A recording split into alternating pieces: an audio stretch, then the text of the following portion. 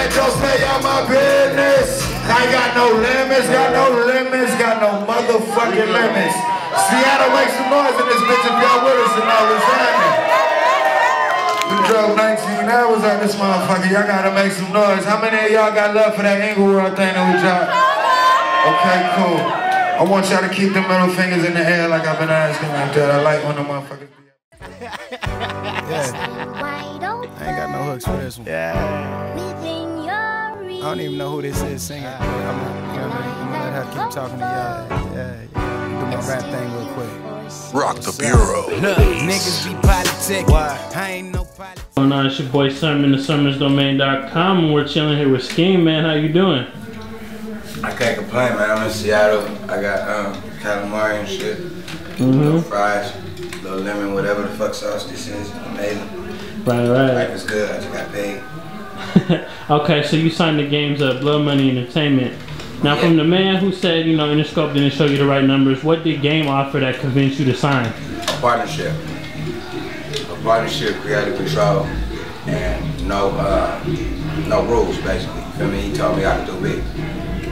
And that was more important than money to me at the time. You know what I'm saying? I got other ways in music right now, making my own money, so I'm not really tripping about that. Yeah. But like I said, the freedom. You know what I mean? That's good, very good. Indeed. Because, you know, at one point I was kind of worried. I was like, Game doesn't have the best track record with, you know, breaking artists. Right. I mean, and it's no knock to the guys that was there before me, but they not me. You know what I mean? Yeah. And I'm not them, so, you know, I believe in everybody could have did something better with any situation that they was in, you know what I'm saying? So if you was having a different mindset approaching the situation, it'd be a different, you know what I mean? It'd be a different outcome. Okay. You know what I mean? That's how I looked at it. Right. So how do you decide, you know, the balance of free projects versus retail ones? You know, because I've seen you drop a retail project, then you jump back and drop a free project. You know, how do you decide? In my head, man, I'm always like, you know, that's my due diligence. You know what I'm saying? I owe the streets that every time. I think with the next project, I think what we're gonna do is just basically uphold the honor system on niggas. You know what I'm saying? If you fucking with us after you hear the project, go buy it. If you don't, cool with me, it's free, come holler at us at the show. You know what I'm saying? And that's just what it is. I think it's getting to that point now that that's where the game is going, especially for like underground motherfuckers, you know what I'm saying? So that's just how I'm looking at it right now. It's like I said, put them up or still, you know what I mean, and make it available to be able to purchase, but at the end of the day, I don't think that's where I'm getting my, you know what I mean, my money from. Yeah, you're getting it off of the touring. Exactly. Okay, so you revealed... And then physicals and shit like that, you know what I'm saying, just little different shit. Yeah. So you revealed the double disc mixtape, Play Dirty, Stay Dirty with DJ Drama is coming, and at one point you said it was 8 songs on each side. Talk to me about the concept of that. The 8 songs on each side. First of all, Play Dirty, Stay Dirty is pretty much about like, you know what I mean, my thing with lean and all of that. So the 8 songs was about the 8-ounce bottles and shit like that. Like the entire cover and artwork and shit like that feels like the back of the bottles, you know what I'm saying? Hash marks going from 8 to 1 all the way down, so it's like really it's a real niche ass culture thing for me, you know what I'm saying, for that project. And like I said, that's pretty much it. I was on the bus one night while I was on the Get Home Safer tour, and I'm just like, nigga, that's what we should do. And I called Drama, and he was like, hell yeah. And then we went to Atlanta, and Drama told me again, hell yeah. So I was like, yeah, let's do it. So you're one of the, you know, you're an artist that, you know, talks about sipping lean openly, and it seems to have like different effects on rappers, you know, like some can create while on it, and, you know, some other it hinders their creativity. So is there any effect when you're sipping lean when you're recording? I've been drinking so long, I really don't know the difference. I've been drinking since I was like 15, 16 years old. So this ain't nothing really new, so it become like second nature to a nigga now, you know what I mean? Right now I ain't drinking, but you know, I'm still on my job.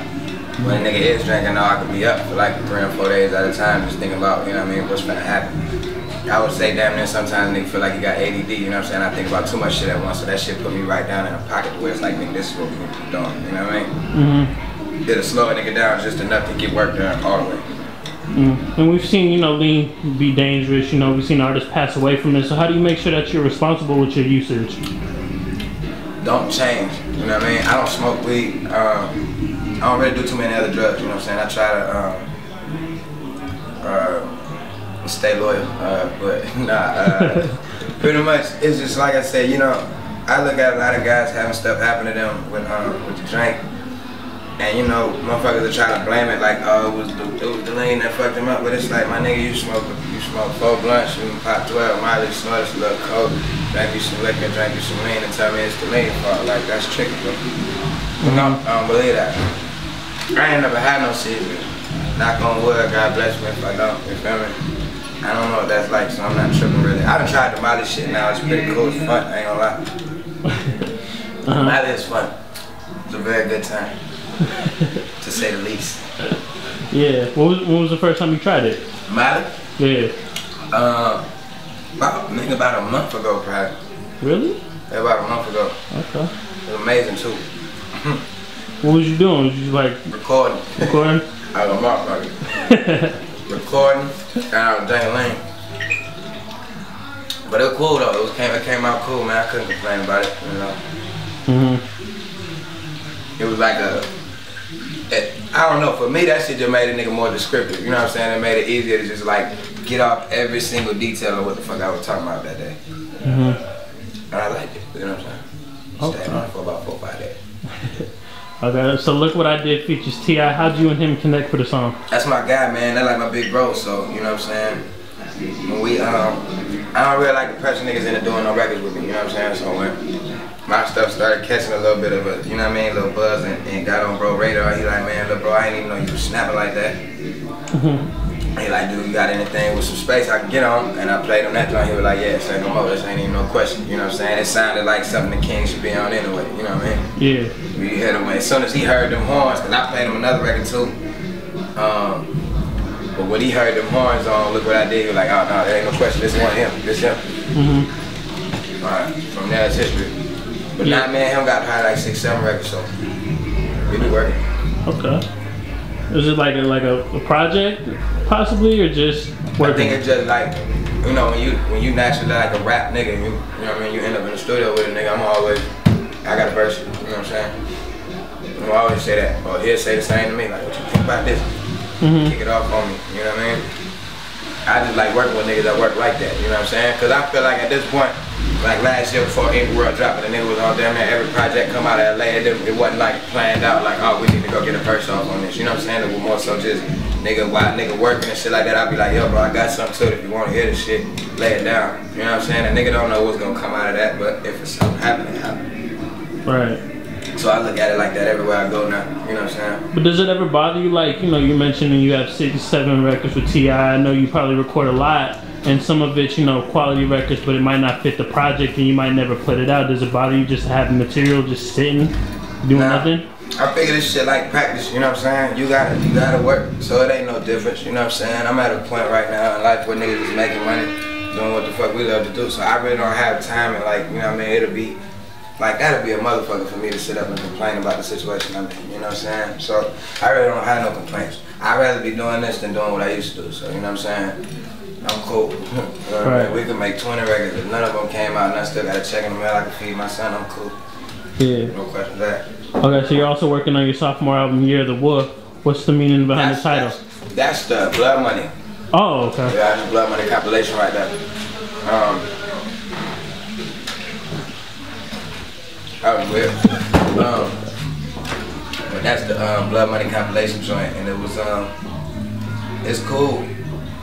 Me and Game been working at that motherfucker probably since like January, man. And just like, you know what I mean, off and on, we go on like 2 or 3 week runs where we start making shit. And then after that, it'll be like, okay, let's take like 2 or 3 weeks off, but we just get going back in and out. Like between me and bro and Dub, right, probably like 200 some songs right now. You know, is it just gonna be like you 3 plus some guest features? Yeah, pretty much. And then, you know what I'm saying, the other singers that's from the, you know what I mean, from the camp. It's a few other people. As far as rap nigga goes, it's just me, Game, and Dub, yeah. So have you started working on your sophomore album? Yeah. Can you talk anything about it? I mean, or are you just like in the beginning stages of it? It's amazing. I was working on the next joint when I was like before Ingleworld was out. Like they was like again in Interscope found it hilarious that I said that line because I was in the studio. I played it for one of the representatives from Interscope while they was in the studio with me, and they was like laughing about that. But they was also saying like it's amazing to see a nigga that ain't got like, you know what I mean, the whole budgets and the big money game that everybody at the major labels got, but niggas is working on the next album the day before, like, you know what I'm saying, the one that's finna drop. So he was like, man, that shit is amazing. And you know, from there the nigga just kept going. I don't really stop working for too long, you know what I'm saying? At the most it's like 2-3 days before niggas start writing new shit. You know what I mean? Do you have any idea like how the sophomore album will differ from Ingleworld? I try not to make a whole different project, you know what I'm saying? What I'm trying to do is just graduate from what it is I did last time, you know what I'm saying? I look at records and certain records I would compare them to the last, trying to be like, oh, this is my that all over again but grown up, you know what I mean? Yeah.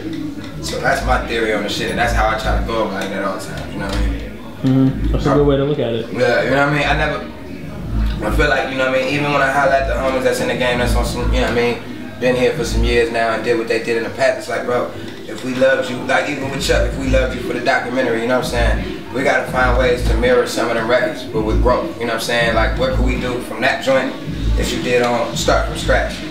Where can we get that again? You know what I'm saying? And I feel like he did it again on the other joint, it was with him and Busta. Yeah. With the, I didn't mean to. Yeah, Chunky Black on the hood. Exactly, you feel me? And that was one of them kind of, like, you know what I'm saying? He had spurts where it was like, this is a special ass joint, you know what I mean? So it's just like I said, when I tell that to niggas that's in the game and they be like, man, look bro, you right, you know what I'm saying? I be like, damn, cool, that's tight, you know, my theories ain't, you know what I mean, some off the wall shit.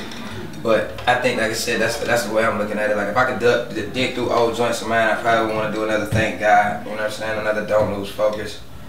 I had another joint called Never Change at the end of Pistols that I would have liked to do again. Headed Home off of Alive and Living, like, you know what I'm saying? It's a bunch of like sporadic ass joints. And then I would like to actually have a single this time around. You know what I mean? I never do that, so we're gonna try it out. Okay, well it's your boy Sermon, thesermonsdomain.com. Skeme, I thank you for your time. My dog, thank you, 100 all the way.